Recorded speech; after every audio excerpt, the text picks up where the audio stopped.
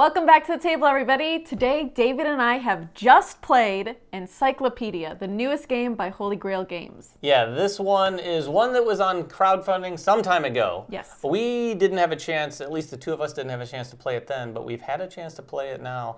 And we wanted to give you our initial thoughts on it after one play. Just to give you a quick description of what you see here on the table. This is the main board. You probably can't see our player boards, but I'll put some pictures up on that because they do come into play for sure. They do. But on the main board, you're going to see a few different sections. This is on the lighter side of medium Euro. Yes. Where you're going to be doing a lot of the same things you'd see in a variety of Euros. You're going to be collecting cards, you're collecting sets. Set collection for sure. There's some contract fulfillment. A little bit, like a layered approach to contract fulfillment. Yes, it's definitely a layered approach to contract fulfillment. And dice placement, which is probably, spoiler alert, one of our favorite parts about the game. Yeah. But anyway, we are people, I think, in the 16th, 17th century, something like that. You tell me the history. In France. I'm probably butchering this completely. They're going out and collecting natural history information for, I guess, one of the first encyclopedias. This is going to revolve around animals, which is one of the things you're going to be collecting. You're going to be using experts up here. These are basically cards. Ongoing powers. Ongoing powers, instant effects, end of game things. But you're going to be taking these animals into a display under your board. And then you're going to be going on expeditions in this middle section here to research them. And those animals have like 4 different icons at the bottom that represent different characteristics like habitat, what they eat, the climate that they live in, things like that. What type of animal they are. Yes, what type of animal they are. And when you collect that, you're effectively just putting cubes on those animals. And then ultimately you want to publish about those animals. More specifically, you're publishing about those criteria or their characteristics down here on the bottom of the board. You're basically going to be doing that over and over and over in as best and most efficient a cycle as you can over 6 rounds. And then at the end of the game, there are points scored throughout the game for sure. But at the end of the game, there's a lot of point scoring based on all of these different criteria that you've researched, as long as you've done it enough. The animals that you've researched, as well as the experts that you've collected along the way. Yep. So Emily, what did you think of our first play? I thought it was interesting. I think the biggest part was what you touched on before, which is the dice placement, right? Yeah. So the little twist here is that, so at the beginning of a round, we're all going to get 4 dice. We're going to roll our dice. They're different colors. And then we have different spots at the top of our board to place them. One of them gives no benefit. The other one gives 2 coins, 2 fame on this little track, or 3 victory points. But when I take a die, I don't have to pick from just my dice. I can pick from any of the dice around the board. So I can take David's dice for where he has his green 1 because I want it. He'll get 3 victory points, though, if I take it and use it. Yeah, you don't get the benefits from your own board, but hopefully you've put dice out that are attractive to other people at the table, and they might take that, and then you get those bonuses. And that is one of the other things I'll say about the game is, in addition to that interesting twist on dice placement, which I think the way that really happens is pretty cool. I have not seen that in a game. And the interaction between players is really interesting because, for instance, if you're first player, you could place your die and put your best die on the no benefit spot, knowing that since you're first, you'll use that immediately. And if anyone uses any of your die from that point forward that round, you're getting a benefit for sure. So you can even then freely pick someone else's die. Say they have a really good die that's particularly useful for you. And by the way, that means these colored die are going to interact with these different sections very specifically. Yep. You have to have the right color in some respects to go and use certain effects on the board. In some cases you don't, but usually there's a little bit, at least a benefit for using the right color. And there's some mitigation too, right? You have these like expedition tiles that you can use that'll change the color of a die when you're placing it. But those tiles can also be used to add pips to your dice, which might be more beneficial to you in some circumstances. So you're just trying to mitigate it just right and pick the just right dice for the action you're trying to do, but not get in somebody else's way.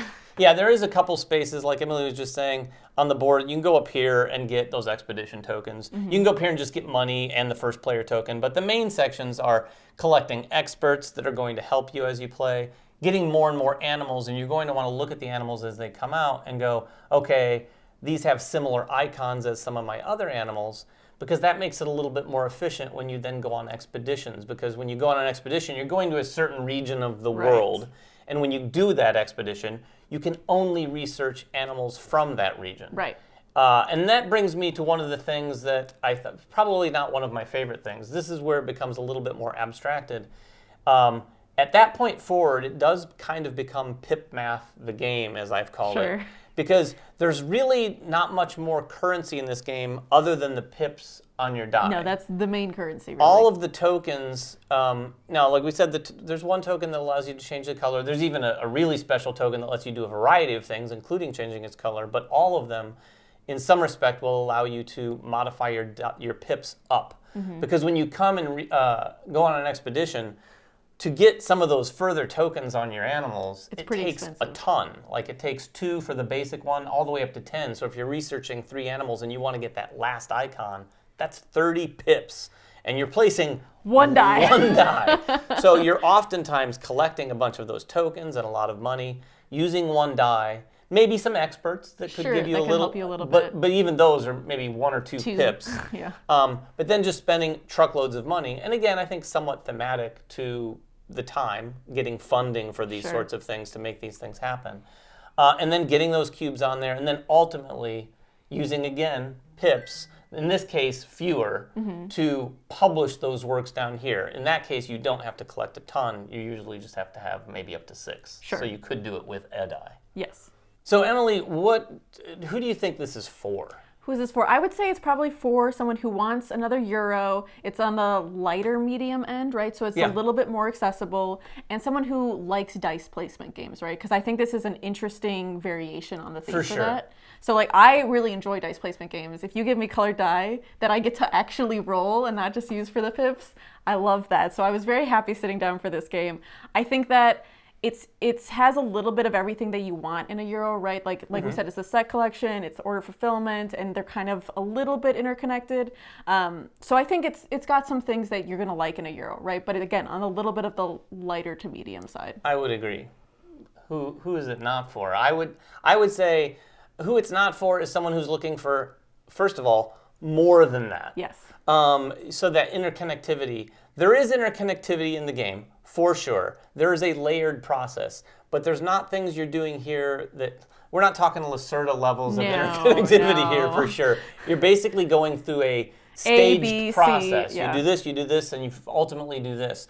And in the middle, you're going to do one of those steps maybe a couple times before you go on to the last step, but it's kind of something like that. It's more straightforward. I would also say, again, sort of back to my pip comment, it does kind of, that feels a little more abstracted than what I'd expected. Sure, yep. Which also leads me to my last comment, is the theme here, while very interesting, I think I was hoping that there would be maybe a little bit more theme related through the animals themselves. Yeah. The contract fulfillment part, you are effectively just looking at the icons at the bottom of these cards, ultimately, more than you are the animals on the cards. I agree. Now, I'm no game designer, but if there's something where I knew that I could get this, and I'm not going to try to butcher this name, but it's effectively a porcupine, I think, or a shrew. That's probably a shrew. That's probably true.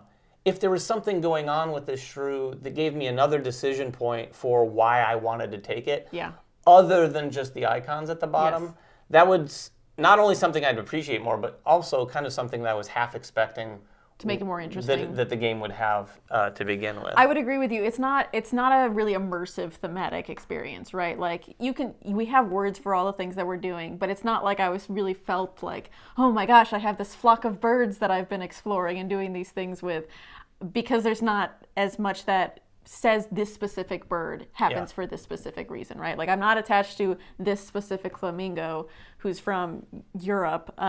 There's another flamingo from Africa. There's a couple. There's flamingos. We saw at least 2, if not 3 flamingos in the game. The artwork is really nice. It is a beautiful game.